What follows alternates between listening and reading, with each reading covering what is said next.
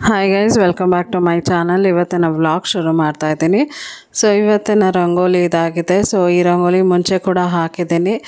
So ಹಾಗೆ ಮತ್ತು ಇವತ್ತು ಕೂಡ ಇದೇ ರಂಗೋಲಿನ ಹಾಕ್ತಾ ಇದ್ದೀನಿ. ಸೊ ಹೊಸ ವ್ಯೂವರ್ಸ್ ಯಾರ್ಯಾರು ಇದ್ದೀರಾ, ಸೊ ಅವರು ಕೂಡ ನೋಡಲಿ ಅಂದ್ಬಿಟ್ಟು ನಾನು ಮತ್ತೆ ಇದೇ ರಂಗೋಲಿನ ಹಾಕ್ತಾ ಇದ್ದೀನಿ. ಸೊ ರಂಗೋಲಿ ವಿಡಿಯೋ ಪೂರ್ತಿ ನೋಡಿ, ಆಮೇಲೆ ನಾನು ವ್ಲಾಗ್ನ ಕಂಟಿನ್ಯೂ ಮಾಡ್ತೀನಿ.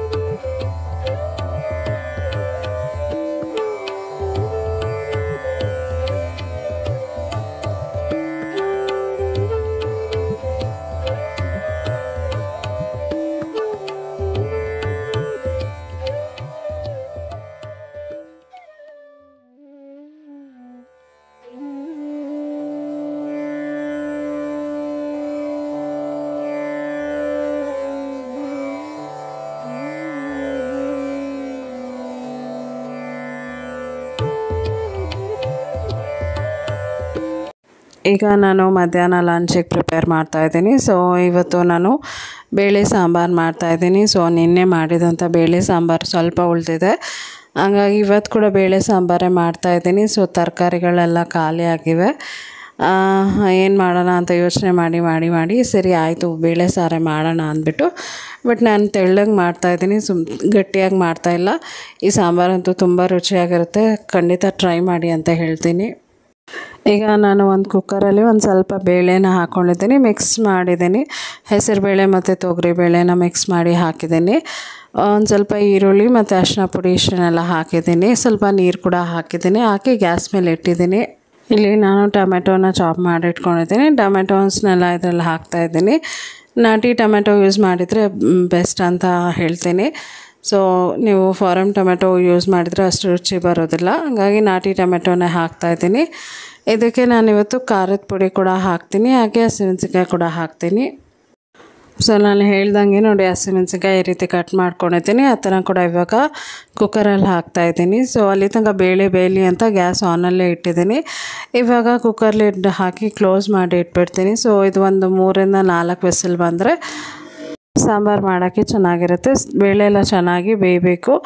ಈಗ ಈ ಕಡೆ ನಾನು ಒಂದು ಪ್ಯಾನ್ ಇಟ್ಟಿದ್ದೀನಿ, ಒಂದು ಸ್ವಲ್ಪ ಎಣ್ಣೆನ ಹಾಕಿದ್ದೀನಿ. ಎಣ್ಣೆ ಹಾಕಿ ಸಾಸಿವೆ ಜೀರಿಗೆನ ಹಾಕಿದ್ದೀನಿ. ಇವಾಗ ಇಲ್ಲಿ ನಾನು ಬದನೆಕಾಯಿ ಪಲ್ಯ ಮಾಡ್ತಾಯಿರೋದು. ಸೊ ಆ ಕಡೆ ನಾನು ಸ್ವಲ್ಪ ಪಾತ್ರೆಯಲ್ಲಿ ರೈಸ್ ಇಟ್ಟಿದ್ದೀನಿ. ರೈಸ್ ಒಂದು ಸ್ವಲ್ಪ ಇತ್ತು, ಹಂಗಾಗಿ ಸ್ವಲ್ಪ ಮಾತ್ರನೇ ರೈಸ್ ಇಟ್ಟಿದ್ದೀನಿ. ಈ ಕಡೆ ನಾನು ಈರುಳ್ಳಿನ ಹಾಕಿದ್ದೀನಿ. ಈರುಳ್ಳಿ ಹಾಕಿ ಬಾಡಿಸ್ಕೋಬೇಕು. ಈರುಳ್ಳಿ ಇವಾಗ ಚೆನ್ನಾಗಿ ಬಾಡಬೇಕು. ಸ್ವಲ್ಪ ಎಣ್ಣೆನ ಜಾಸ್ತಿನೇ ಹಾಕ್ಕೊಂಡಿದ್ದೀನಿ. ಬದನೆಕಾಯಿ ಪಲ್ಯ ನಾವು ಅನ್ನಕ್ಕೂ ಕೂಡ ಮಿಕ್ಸ್ ಮಾಡ್ಕೊಂಡು ತಿನ್ಬೋದು, ತುಂಬ ರುಚಿಯಾಗಿರುತ್ತೆ. ಸೊ ಹಂಗಾಗಿ ಒಂದು ಸ್ವಲ್ಪ ಎಣ್ಣೆನ ಜಾಸ್ತಿ ಹಾಕಿದ್ದೀನಿ. ಹಾಗೆ ಈಗ ಕರ್ಬೇವಿನ ಸೊಪ್ಪು ಕೂಡ ಹಾಕ್ಬಿಟ್ಟು ಅದನ್ನು ಕೂಡ ಫ್ರೈ ಮಾಡ್ತಾಯಿದ್ದೀನಿ. ಬದನೆಕಾಯಿ ಪಲ್ಯಗೆ ನಾನು ಹುಣಸೆಹಣ್ಣು ಹುಳಿ ಏನೋ ಹಾಕ್ತಾಯಿಲ್ಲ, ಹಂಗಾಗಿ ಬರೀ ನಾಟಿ ಟೊಮೆಟೊ ಮಾತ್ರನೇ ಕಟ್ ಮಾಡ್ಕೊಂಡಿದ್ದೀನಿ. ಸೊ ಟೊಮೆಟೊಗಳು ಒಂದು ಸ್ವಲ್ಪ ಜಾಸ್ತಿನೇ ಕಟ್ ಮಾಡ್ಕೊಂಡಿದ್ದೀನಿ.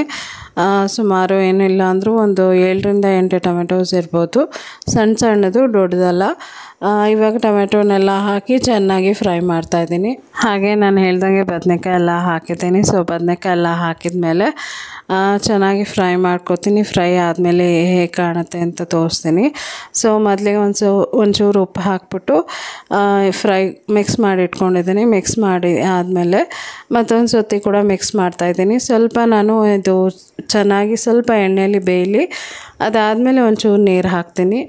ಇದನ್ನು ಸುಮಾರು ಒಂದು 2 ನಿಮಿಷ ನಾನು ಸಿಮ್ಮಲ್ಲೇ ಬೇಯಿಸ್ಕೊಂಡೆ. ಇವಾಗ ಸ್ವಲ್ಪ ನೀರು ಹಾಕ್ತಾಯಿದ್ದೀನಿ.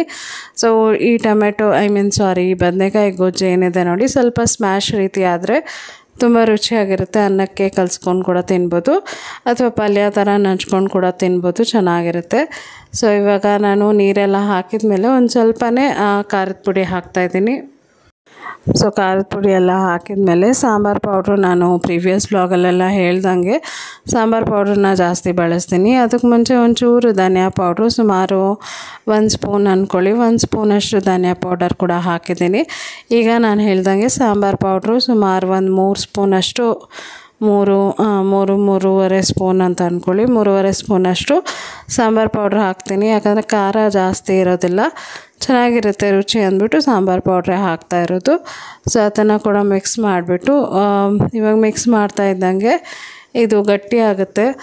ಇದು ತುಂಬ ಗಟ್ಟಿ ಆದರೆ ಸ್ವಲ್ಪ ಬೇಯೋಕ್ಕೆ ಕಷ್ಟ ಆಗುತ್ತೆ, ಹಂಗಾಗಿ ಮತ್ತೊಂದು ಚೂರು ಕೂಡ ನೀರನ್ನ ಆ್ಯಡ್ ಮಾಡಿಬಿಟ್ಟು ಇವಾಗ ಮಿಕ್ಸ್ ಮಾಡ್ತಾಯಿದ್ದೀನಿ.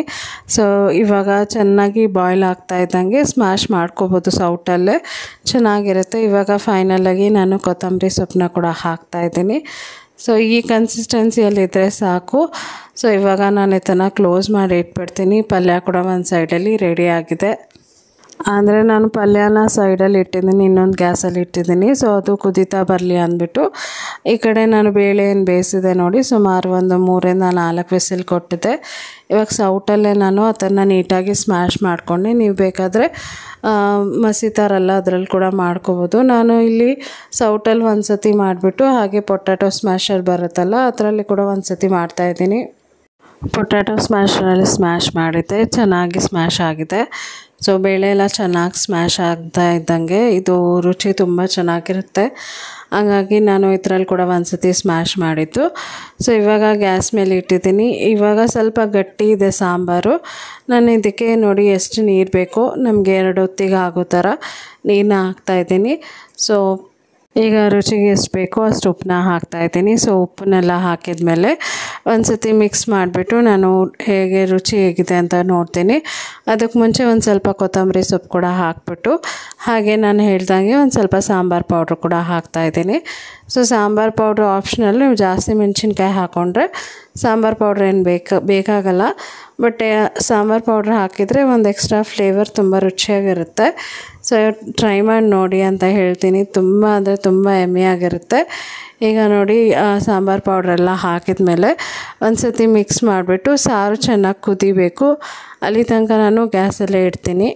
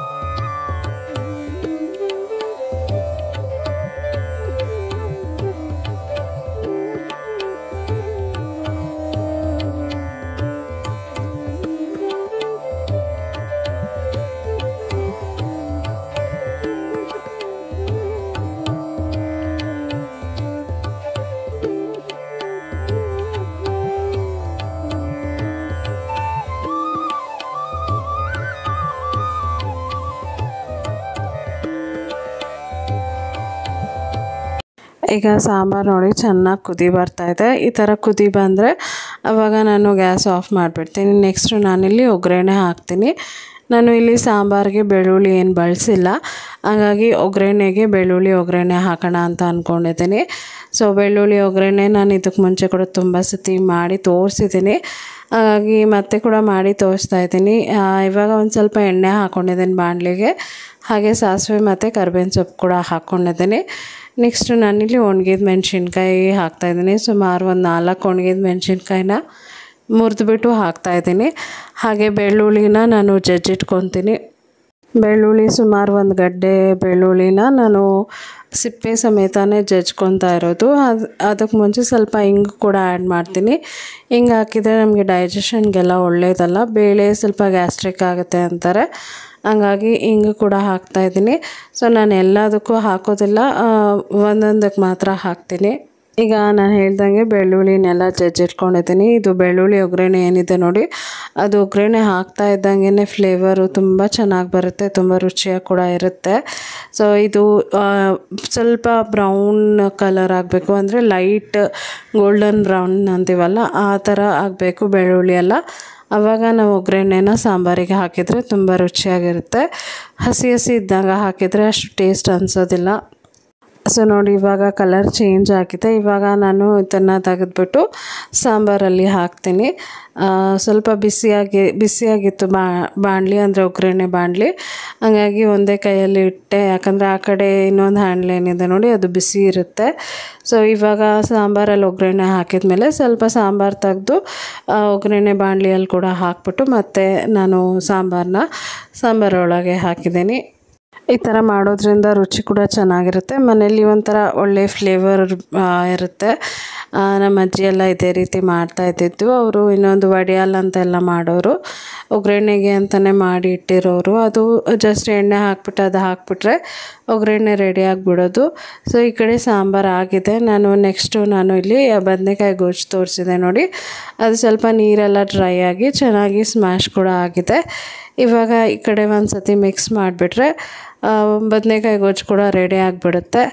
ಸೊ ಇವತ್ತಿನ ವ್ಲಾಗು ಇಷ್ಟೇ. ಇವತ್ತಿನ ವ್ಲಾಗ್ ನಿಮ್ಗೆ ಇಷ್ಟ ಆಗಿದೆ ಅಂತ ಅಂದ್ಕೊಂಡಿದ್ದೀನಿ. ಸೊ ಇಷ್ಟ ಆಗಿದೆ ದಯವಿಟ್ಟು ಲೈಕ್ ಮಾಡಿ, ಶೇರ್ ಮಾಡಿ, ಕಮೆಂಟ್ ಮಾಡಿ, ಸಬ್ಸ್ಕ್ರೈಬ್ ಮಾಡಿ. ಮತ್ತು ನಾಳೆ ನಾನು ಒಂದು ಹೊಸ ವೀಡಿಯೋ ಒಂದಿಗೆ ನಾನು ನಿಮ್ಮನ್ನ ಭೇಟಿ ಆಗ್ತೀನಿ. ಅಂಟಿಲ್ ದೆನ್ ಟೇಕ್ ಕೇರ್, ಬಾಯ್.